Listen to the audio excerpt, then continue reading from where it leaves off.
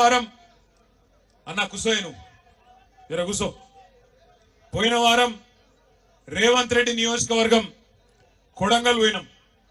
ఆడ పోయినాక అనిపించింది మరి రేవంత్ రెడ్డి ఏమో కొడంగల్కు వలస పోయిండు.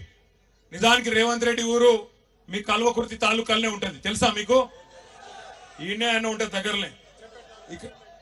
అంటే తాలూకా అయితే కల్వకుర్తే కదనే. మరి ఎట్లా అయిపోయిందంటే పరిస్థితి, రేవంత్ రెడ్డి మావోడు కాదంటే మావోడు కాదంటారు చూడు, అట్లా అయిపోయింది కథ. మాది కాదు అచ్చంపేట అంటారు. మీ మీద రుద్దుతలేంతా మీ ఆవు. అయితే నేనేమనుకున్నా అంటే కొడంగల్ పోయినాం, మరి కొడంగల్లోనేమో ఎవరికి న్యాయం చేయలేదు, అక్కడ రుణమాఫీ కాలేదు, రైతు బంధు టకీమన్నాడు, టకీ లేదు ఏది లేదు, తులం బంగారం రాలేదు, ఆడబిడ్డలకు 2500 రాలేదు. అదే విధంగా ఏ ఒక్క 420 హామీలు ఇచ్చి దొంగ మాటలు చెప్పి నంగనాచి మాటలు చెప్పి గెలిచిండో ఒక్కటంటే ఒక్క పని సొంత నియోజకవర్గంలో చేయలేదు. మరి సొంత తాలూకా ఎక్కడనైతే పుట్టి పెరిగిండో, ఏ కల్వకుర్తి తాలూకాలనైతే పిల్లని చేసుకున్నాడో అత్తగారి ఇల్లు కూడా ఇక్కడనేనట. మరి కనీసం అత్తగారి ఊళ్ళకి ఏమైనా చేసిండా, సొంత ఊరికి ఏమైనా చేసిండా అని చెప్పి అనుమానంతో ఇక్కడికి వచ్చినా. మీరు నాకు సమాధానం చెప్పాలి. నేను ప్రశ్న అడుగుతా, దయచేసి సమాధానం చెప్పాలి. రేవంత్ రెడ్డి గారు పిసిసి అధ్యక్షుడిగా ఉన్నప్పుడు ఎన్నికలకు ముందు ఒక మాట చెప్పిండు, మీరు 2 లక్షల రుణమాఫీ తీసుకోండి, నేను వస్తున్నా 2 లక్షల లోన్ తెచ్చుకోండి. కేసీఆర్ 1 లక్ష రూపాయల రుణమాఫీ చేసిండు. అట్లా అయినోళ్ళు రైతులు కూడా అర్జెంటుగా బ్యాంకు కురుకుండ్రి, నేను వస్తున్నా, రాగానే ఎంబడే డిసెంబర్ 9 నాడు సంతకం పెడతా, 2 లక్షల రుణం మాఫీ చేస్తా అని చెప్పిండు. ఇక్కడ ఒక్కసారి రుణమాఫీ అయిన వాళ్ళందరూ శైలా పట్టాల. అరే కొంతమంది కన్నా అయిందే, కాలేదా? కాని వాళ్ళందరూ శైలా పట్టాల గట్టిగా. కాలేదా? 2 లక్షల రుణం అయిందా కాలేదా? కాకపోతే గట్టిగా చెప్పాలి, కాలేదా? రాలేదా?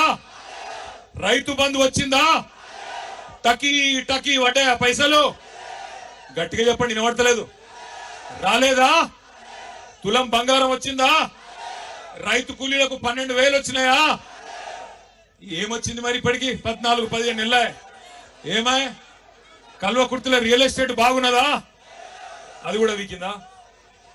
ఎందుకంటున్నా అంటే 1 కాదు 2 కాదు, ఇవాళ రాష్ట్రంలో గత 6 నెలల నుంచి అన్ని జిల్లాలు తిరుగుతున్నాం. మొన్ననే ఆదిలాబాద్ పోయినా, మహబూబాబాద్ పోయినా, నల్లగొండ పోయినా, పరిగి పోయినా, చేవెళ్ల నియోజకవర్గం పోయినాను. ఆఖరికి ముఖ్యమంత్రి రేవంత్ రెడ్డి సొంత నియోజకవర్గం కొడంగల్ పోయి ఈరోజు ఆమనగల్లుకు మీ కల్వకుర్తికి ఇవాళ ఇక్కడికి వచ్చినాం. ఎందుకు వచ్చినామంటే కారణం ఒకటే, 10 ఏళ్లు కేసీఆర్ ఉన్నప్పుడు రైతు ఒక రాజులాగా ఎవ్వల దగ్గర చేయి జాపకుండా బ్రహ్మాండంగా బతికిన మాట వాస్తవం అయితే గట్టిగా చప్పట్లతో కేసీఆర్ గారికి ధన్యవాదాలు చెప్దాం. 10 ఏళ్లు మోటార్లు గాలలే, 10 ఏళ్లు ట్రాన్స్ఫార్మర్లు వేలలే, 10 ఏళ్లు మీరు ఎవరి దగ్గరకు పోయి అప్పులు అడిగే పరిస్థితి లేకుండే. మీకు కాలం అయిందంటే, నాట్లేసే టైం వచ్చిందంటే బ్రహ్మాండంగా టింగుమని రైతు బంధు పడుతుండే. ఇక కేసీఆర్ టింగుమని రైతు బంధు చేసిండు కదా, నేను కూడా మళ్ళా టింగు అంటే బాగుండదని రేవంత్ రెడ్డి కొత్త పదం పట్టుకున్నాడు, టకీమని పడతాయి అన్నాడు.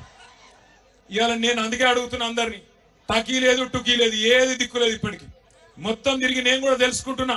జర వెనకాల ఒలిపెట్టకురా, నాకు దండం పెడతావు, ఆగురా భయ దండం పెడతా. పాల పైసలు రాలే అర్థమైంది చెప్తావు, దండం పెడతావు. పాల పైసలు రాలేదట వెనకకెళ్ళి, 7 బిల్లులు రాలే, పాల రైతులకు కూడా రాలే అని చెప్తుండే తమ్ముడు వెనకకెళ్ళి. నేనేమంటున్నా అంటే దయచేసి ఒక్క మాట ఆలోచన చేయండి, మీరు ఆలోచన చేయండి జాగ్రత్తగా. రైతు బంధు కేసీఆర్ బిచ్చమేసినట్టు 10,000 ఇస్తున్నాడు, నేను 15,000 ఇస్తా అన్నాడు. ఇప్పటిదాకా కనీసం 10% మందికి కూడా రైతు బంధు వేయలే. రైతు రుణమాఫీ 2 లక్షలు